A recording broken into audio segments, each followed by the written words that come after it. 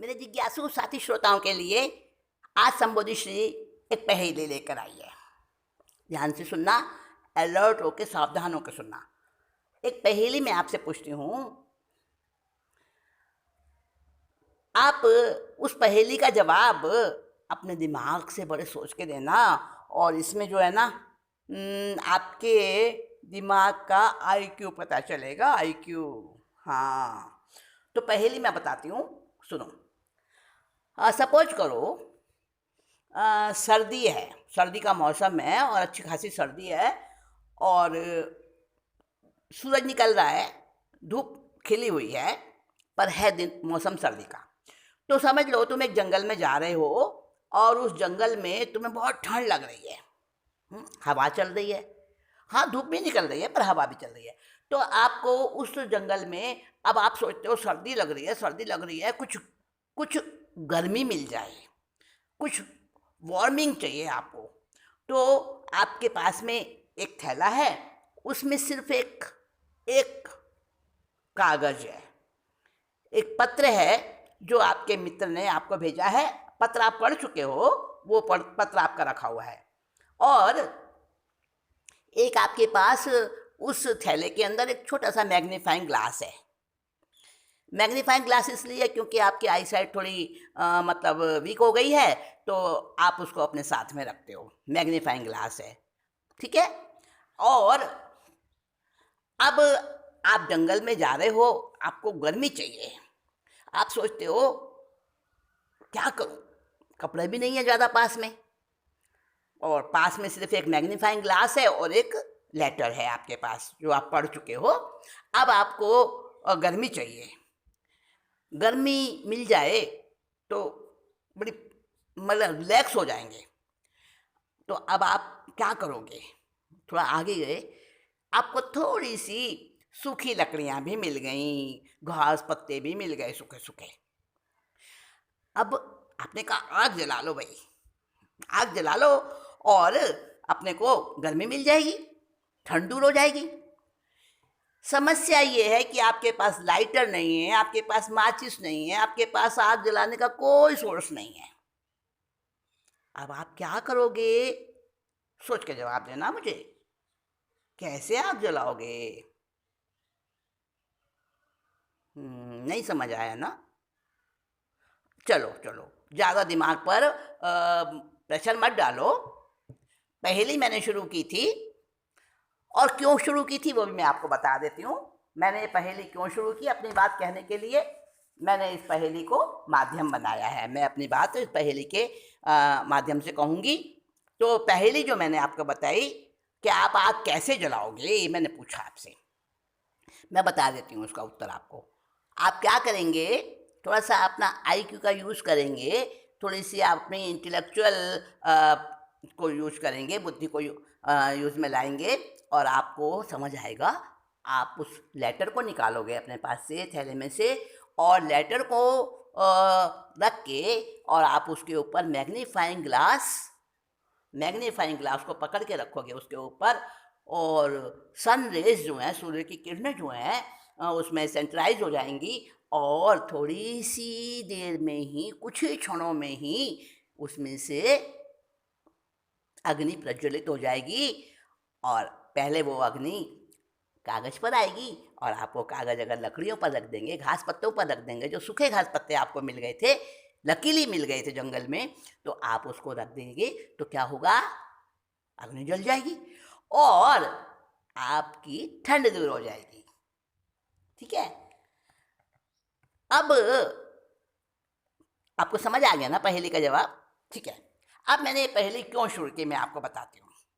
मैंने पहेली से जो अपनी बात शुरू की है, उससे मैं बताना चाहती हूँ कि आपने अपनी इंटेलेक्चुअल का यूज़ किया, आपने अपने आईक्यू का, आपने बुद्धि का, सोचने की शक्ति का आपने यूज़ किया।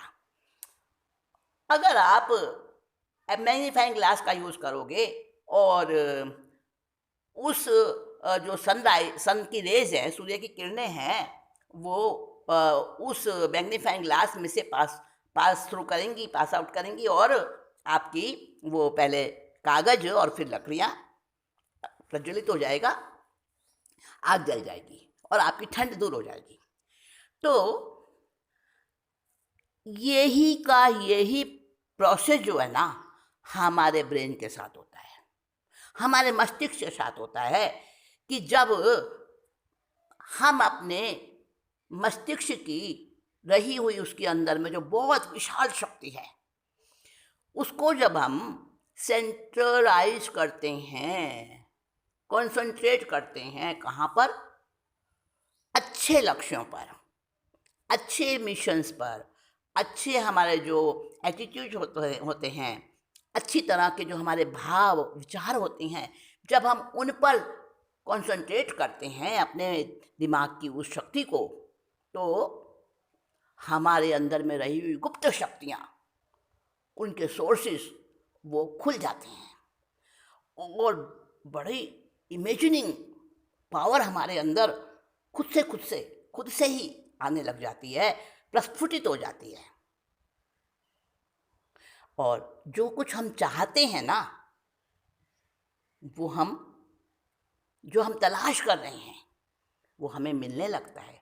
जैसा हम चाहते हैं वैसा हम बनना शुरू हो जाते हैं, हम बैलेंस्ड हो जाते हैं और सही रिस्पॉन्स देने वाला हमारा जो जीवन बनने लग जाता है। जो हम रिस्क लेने से डरते हैं, उन रिस्क को हम खुशी लेने को तैयार हो जाते हैं और उसका सबका रिजल्ट क्या होता है? जीवन में जिस खुशी की हमें तलाश है, वो हमें हासिल होने लग जाती है। कब कब कब कब हासिल होगी वो खुशी? याद आया ना पहली वाली बात जो शुरू में हमने बात शुरू की थी? जब हम उस मैग्नीफाइंग ग्लास को बिना हिलाए डुलाए कागज के ऊपर ठीक तरह से रखते हैं पकड़कर, और सूरज की किरणें जब उस ग्लास के अंदर से पास आउट होती हैं और वो संकेंद्रित होकर उस कागज के ऊपर पड़ती हैं, तब वो कागज जलता है।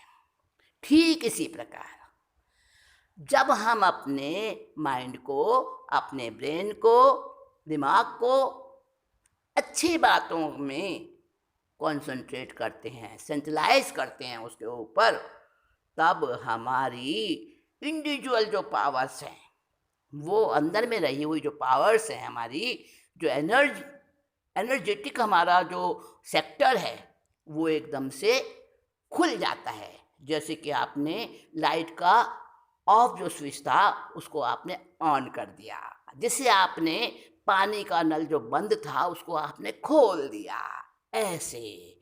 और उस तरह से वो जैसे ही उसका स्रोत खुलता है, जैसे ही वो सोर्स ओपन होता है, और हमारे अंदर में रही हुई पावर्स, वो जो दबी हुई शक्तियां हैं, सीक्रेट्स जो हमारे अंदर में बंद हैं, हमें पता नहीं होता और हम कितना सब कुछ कर सकते हैं, अपनी पावर्स का हम गेस भी नहीं कर पाते और उसको यूज़ तो कर ही नहीं पाते बिल्कुल भी। तो जब हम अपने आप में सेंट्रलाइज होते हैं ना, तो वो अंदर के स्रोत खुल जाते हैं हमारे।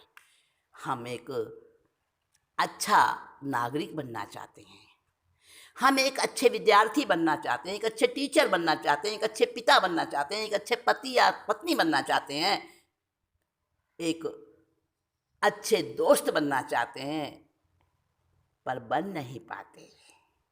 बहुत सारी इच्छाएं, अच्छी वाली, फालतू वाली नहीं, अच्छी वाली जो हमारी भावनाएं होती हैं, इच्छाएं होती हैं, वो हमारी अधूरी रह जाती हैं।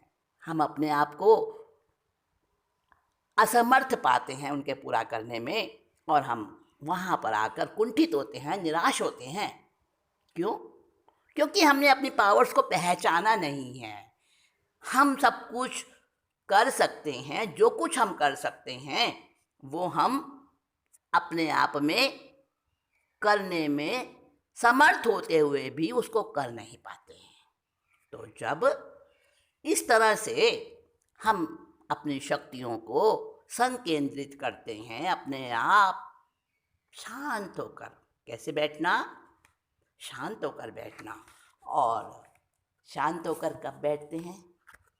सोचो, पूरे 24 घंटे में कब कब हम शांत होकर बैठते हैं?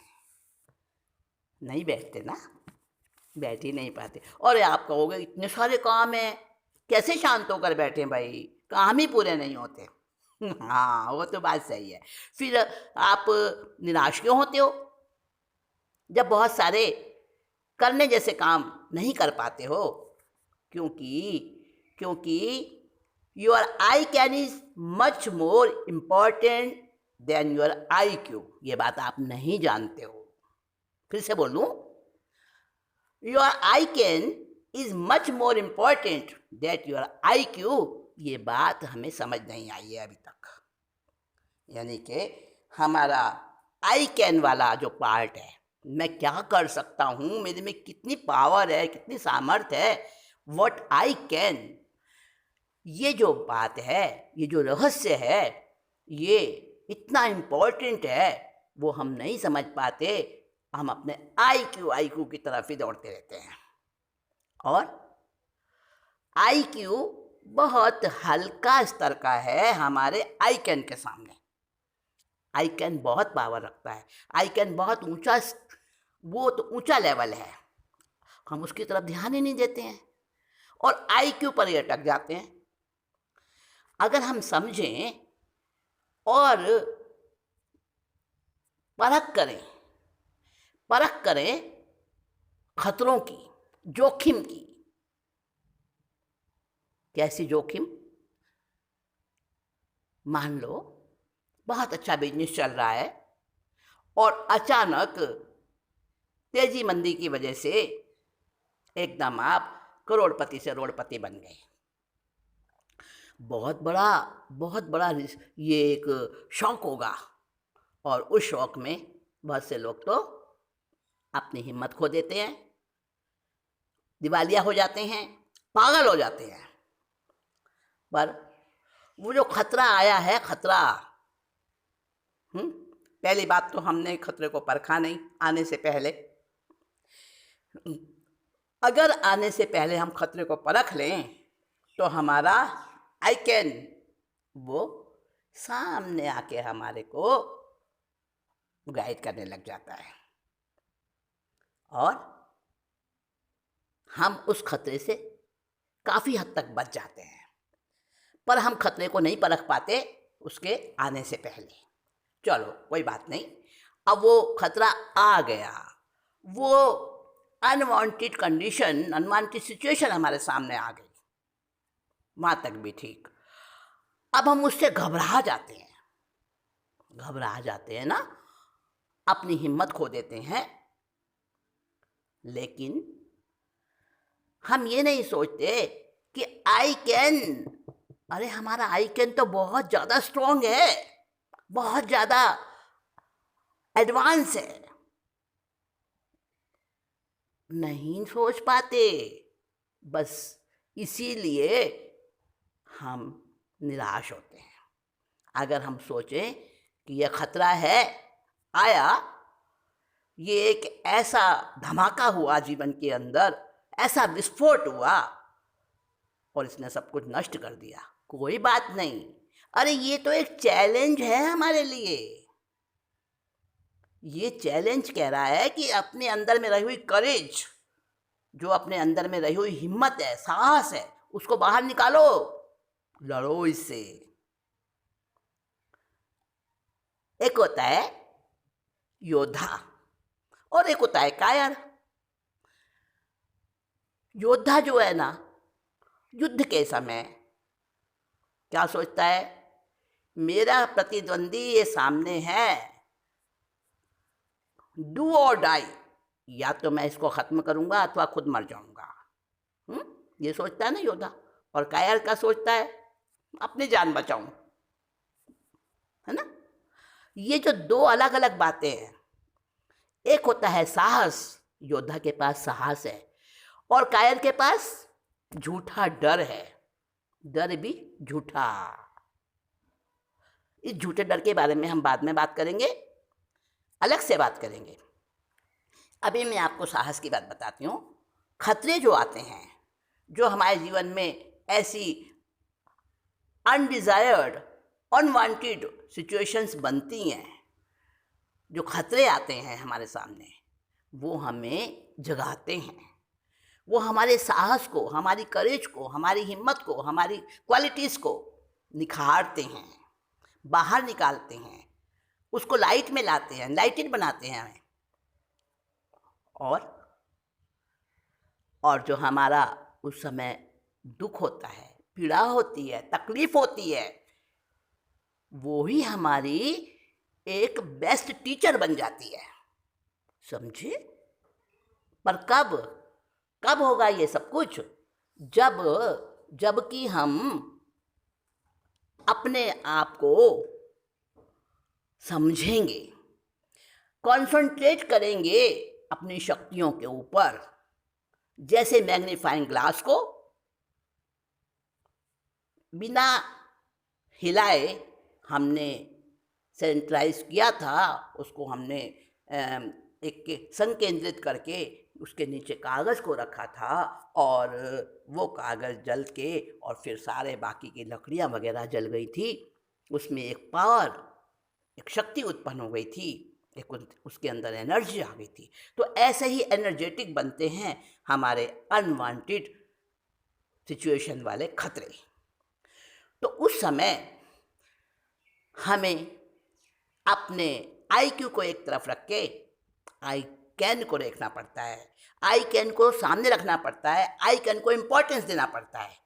तभी हम उस सिचुएशन से बाहर निकलकर और ज़्यादा निखरते हुए, ज़्यादा एनलाइटेंड बनते हुए हम संसार में, जीवन में बहुत ज़्यादा सक्सेसफुल हो जाते हैं और सबके लिए भी एक आइडल बन जाते हैं। तो दोस्तों, चाहते तो सब हैं पर बन नहीं पाते। क्यों नहीं बन पाते, वो मैंने आज आपको थोड़ा सा हिंट दिया है। ये तो बिल्कुल इशारा है, इशारा। और इशारे को कौन समझता है? हाँ, कहते हैं ना, सुज्ञेषु किम बहुना। समझदार के लिए तो भाई इशारा ही काफ़ी है। तो आप इशारे को समझेंगे, मुझे पता है, मानती हूँ, जानती हूँ, और पक्का यकीन है कि आप इशारे को समझेंगे और खतरों की परख करके उसके पीछे छिपे हुए अपने जो क्वालिटीज़ हैं, अपनी जो सोर्सेस ऑफ एनर्जीज़ हैं, उसको आप बाहर निकालेंगे और कैसे बन जाएंगे? सबसे ज़्यादा सुपर बन जाएंगे। दोस्तों नमस्ते।